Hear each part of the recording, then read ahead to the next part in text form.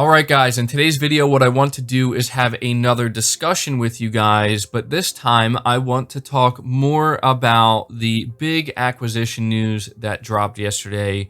I'm sure everybody listening to this is well aware. I feel like you'd literally have to be living under a rock to not be aware that Microsoft officially acquired Bethesda Games. They've acquired all the IP, all of the studios, and Microsoft now officially has 23 total first-party studios, which is kind of crazy to think about, and that's going to play a role in this conversation as we get deeper into it. But something I've seen kind of crop up over the past 24 hours are people kind of talking about this idea that Sony should be really worried right now, that Sony has to react in a really big way. And I did entertain this notion briefly during yesterday's video, but yesterday's video was really focused around all of the news that was dropping and trying to keep up with it. But what I want to do in this video is really dive deep into this idea that Sony should be worried, they should be scared, or maybe everything's just perfectly fine and there's really no reason for Sony to be worried whatsoever.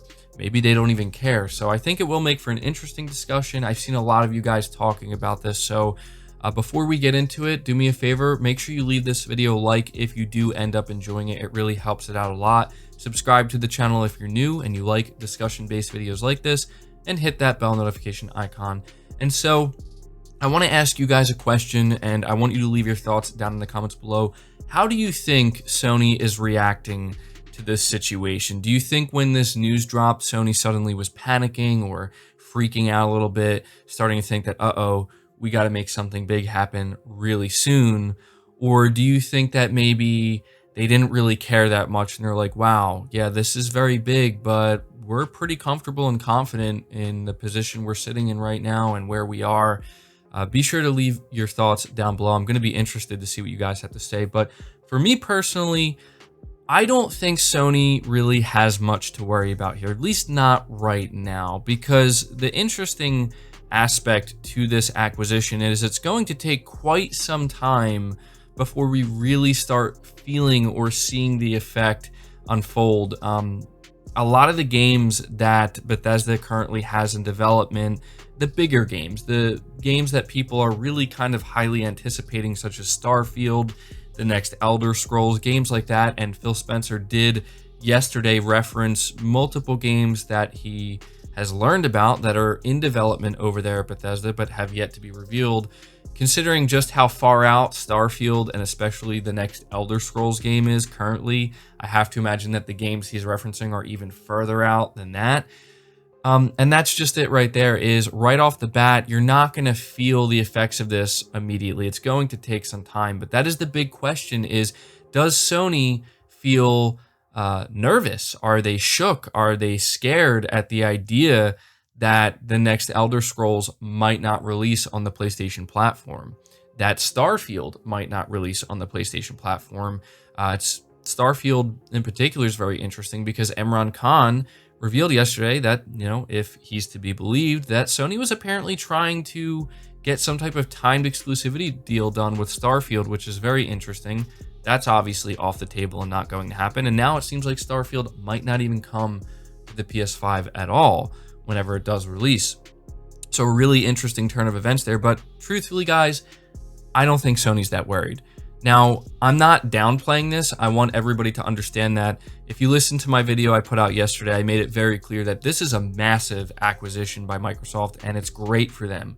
This can only help Microsoft. It's not, and the Xbox brand in particular, it's not going to hurt them in any way. So I'm not trying to downplay this. This is easily one of the biggest, if not the biggest acquisition we've ever seen as far as I know. Again, they paid $7.5 billion. That's insane. And that's something I didn't really mention in my video yesterday either, is one other reason why a lot of these games, such as the next Elder Scrolls, Starfield, these are going to be big, massive AAA games that are going to have a huge appeal. You have to consider just how much Microsoft paid to make this acquisition a reality. It just makes a lot of sense that they might really consider releasing these games on the PlayStation platform, and if it's possible, maybe on the Switch as well, to kind of help make up some of that money they spent. Certainly not all of it, but it would go a long way in helping that. But that might not be what they want to do. But getting back to Sony, something I think people are not fully aware of, and I wanted to take some time in this video to make people more aware of this, because you're going to start to see this conversation unfold more and more, where, Microsoft has 23 total studios now, and a lot of the studios they just acquired are very acclaimed studios. There's no doubt that they acquired a ton of talent, a lot of technology. I mean, it's a huge acquisition. But I think what people are not realizing is because Sony, I think they have about 15 total studios currently, people may not be aware that Sony has been growing their studios to a very significant degree, a degree that I don't think really the average person is aware of. Sony seems to be taking this different approach where they're not really too focused on acquiring a new studio here, a new studio there, and just kind of bringing on all of these new studios. Of course, they did say that they will do that if they feel as though the studio fits. And we all know what studios fit very well within Sony. We know that Bluepoint Games is a studio that should already be underneath Sony's umbrella, and hopefully they will be. We know that Housemarque is another one that makes a lot of sense. We see what they're doing with Returnal. They're clearly very talented. That's another one that would fit perfectly under Sony's umbrella, and it's almost like, why hasn't this acquisition happened yet for both of these studios? But we also think about others. I've seen people bring up From Software, how Sony needs to go and really just go crazy. They need to acquire From Software. They need to start talking to Konami.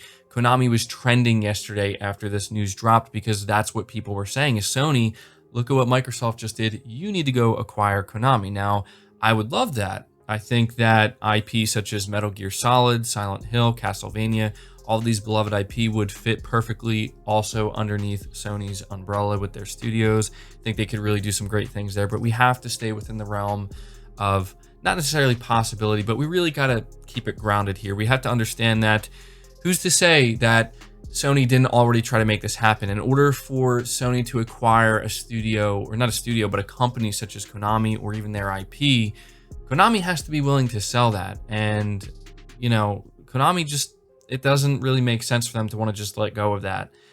There's really no actual reason for them to do so. But anyway, getting back to the point I was trying to make about Sony Studios, they are growing their studios in a very significant way. And I think this is something that people do need to pay attention to because it will play a huge role going into next generation. I want you to keep in mind that everything I've talked about up until this point in this video, I haven't even mentioned the games that Sony has already announced, because you see people out there literally acting like this Bethesda announcement, this acquisition announcement, actually deleted the game announcements that Sony has already made. That suddenly there's a lot less of a reason for people to want to go out and buy a PS5. And I know that we all know that that's not the case at all. We know that Sony has a lot of really great games on offer, and that's going to be the thing that really pushes the PlayStation 5 forward in a big way and what gets people excited. So I don't feel like I really need to spend too much time talking about that because it's obvious. We're all excited for Spider-Man Miles Morales, Demon's Souls, Horizon Forbidden West, Ratchet and Clank, the next God of War, and whatever else is currently unannounced. I want you to think about Guerrilla Games. Guerrilla Games, in my opinion, is a perfect example of what Sony, and not just Guerrilla Games actually, but I can also think of Sony Santa Monica, potentially even Naughty Dog, but also Sony San Diego. I'm mentioning these studios because they're perfect examples, in my opinion, of what Sony is trying to do. And also, we can throw Insomniac Games in there as well, because I think Insomniac Games has already been doing this. What am I talking about? The idea of growing a current studio. I'm talking about doubling the team size and essentially breaking these teams up into two separate AAA not studios, but teams. But effectively, they could almost be viewed as two separate studios. Guerrilla Games is currently working on a second project, and they have an entire team, a second team, that is the size of a traditional AAA game working on said game. Whether that's SOCOM, Killzone, something else entirely, we don't know. But the point is, this is the route that Sony's going, where they're not so much about, let's bring on all new talent suddenly, let's bring on all these new studios. Again, they'll do it when they feel as though it fits. Insomniac Games is a perfect example. And when you do look at Insomniac Games, you see how their teams are broken up. Insomniac is a very, very, very large studio. They have probably 3 AAA or close to AAA teams. And so you look at a studio like Sony San Diego as well, another good example. We know that they work on the MLB games, the MLB The Show. They do that every year. They do it very consistently, and they're huge games. But we also know, and there's literal evidence of this, there's actual proof, it's a thing that's real, that they are in the process of building up a brand new, it's hard not to call it a studio because it's still under San Diego, but they're building up a whole new team, a AAA team that's going to make a cinematic action adventure game. They're bringing on a lot of talent from Naughty Dog over to the studio. It's been widely speculated, we've talked about it many times, that they're working on a new Uncharted of some sort, maybe a new AAA action adventure IP, something along those lines. But this is what I'm talking about, where Sony is still growing their studios, and this is why I don't think Sony is really that shook up about this acquisition. We sit here and we say, Microsoft, they just acquired Bethesda and all of their studios, all of their IP, massive games in one fell swoop. Well, Sony, you know what has to be done now? You got to go out there and acquire Rockstar Games. Like, that's not going to happen, guys. It's not going to happen. We need to be honest about one thing here, and that is Sony simply does not have the capital expenditure that Microsoft does. They just do not. And that's not, in my opinion, necessarily a bad thing, because that, to me, is what highlights Sony's greatest strength and why, frankly, I don't think they're shaking right now. Sony's greatest strength is they know how to really organically cultivate talent. They have proven this over the years. This is an area where I think Microsoft is still learning, and they're still really trying their best to match that. But that's something that takes a long time because you can't force it. You can throw as much money as you want at a problem, but sometimes there are these problems where money is not really the only solution. It can be part of it, but there has to be a sense of organic growth there. And this is where Sony, I think this is where their expertise lies. All you have to do is look at the quality of their games, the way they manage their studios, the consistency of their studios putting out these big games. That's not to say that Microsoft hasn't been doing this to some regard with games like Gears and Forza and stuff. Some of their studios really are on point, but they're still working at that. And I think Microsoft has been getting better at that. But I mentioned Sony Santa Monica. You guys are probably wondering why I mentioned them earlier. Well, that's because, look, we don't have official confirmation of this yet, but I'm almost certain that they are doing the same thing. They have 2 separate teams. One is working on the God of War Ragnarok sequel, and it's clearly further along in development than we thought. But we've also been speculating, and there has been some hints that Cory Barlog is working on a new IP with presumably a whole nother AAA team under Sony Santa Monica. And what I'm trying to say is that if you want to look at it that way, you can almost look at it as like, in a way, Sony kind of does have, I don't want to say double, but probably close to that. Like, they do have more studios than meet the eye, I guess, if that's the way you kind of want to visualize it, where, even Naughty Dog, apparently they do have another team dedicated to just working on this standalone multiplayer Last of Us universe game. Whenever we see this, I don't know when it's going to be, but it's a real thing that's in development, and we don't know how AAA it's going to be, but it's Naughty Dog. We know it's going to be very high quality, and we know that it will most likely be looked at as a AAA multiplayer game of some sort, potentially. This is just me speculating, but I think you guys understand what I'm trying to say here. While I do think that what Microsoft did yesterday was no doubt a massive move. I mean, this is the biggest flex I've seen from Microsoft in a long time, man. And this is where they are. If there's anything Sony should be a little bit worried about, it's the realization that, okay, Microsoft, because of the money they have, the amount of money they have, more importantly, the amount of money they can just spend on stuff. That's another thing I want to point out here is that $7.5 billion was in cash. That's insane. So if there's one thing Sony should be a little bit worried about and pay attention to is the fact that at any given moment, Microsoft in this way is that sleeping giant, monetarily speaking. They can spend the money. They can match a price if need be. But Microsoft is also a business and they're in it to make money. They're not just going to, you're not going to see, I mean, I'm assuming, I could be wrong, and boy, would it be just as shocking. I don't think you're going to see another acquisition from Microsoft anytime soon that's anywhere near this level. We could, but that's a lot of money they just spent. They're going to have to recoup that over time. So ultimately, just to kind of wrap up this conversation, because I don't want it to be too long, to me, it's clear that Sony doesn't really have anything they need to be worried about right now.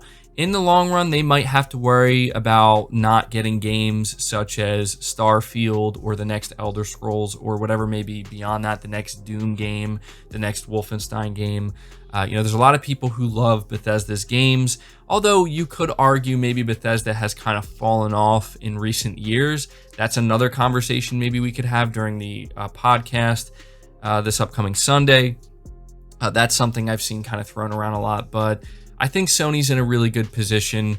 I don't understand how some people are acting as if this suddenly just deletes all of the reasons and all of the games that Sony has on offer. Like, I'm not a big Bethesda fan, but even if I was, I can't sit here and say that this suddenly made me want to go out and buy an Xbox over the PS5. I will admit, though, you look at the caliber of these games, I totally understand that anybody may be sitting there right now and thinking, I may not have had much interest in Xbox before, but after this, I'll definitely be paying closer attention to Game Pass and possibly even playing these games on my PC or maybe even getting an Xbox console. But ultimately, I don't think Sony has that much to worry about right now.